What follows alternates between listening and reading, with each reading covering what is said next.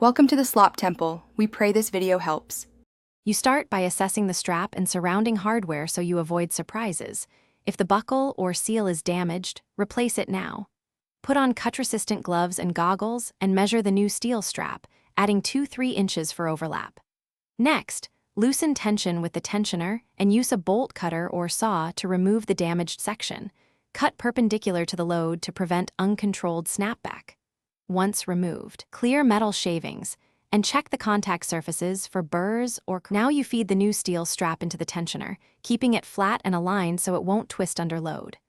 Make sure the strap wraps correctly, under versus over, based on load orientation, then pull hand tension before engaging the tensioner. This prevents slipping.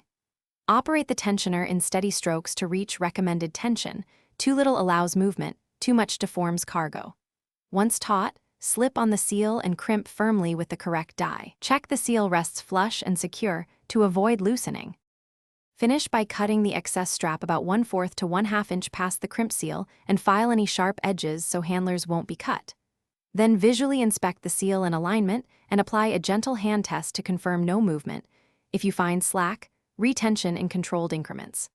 Finally, perform a short load check. Lift or shift the package slightly to ensure the strap holds.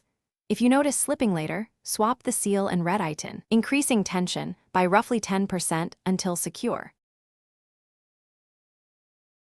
Thanks for watching. Consider subscribing if we helped you.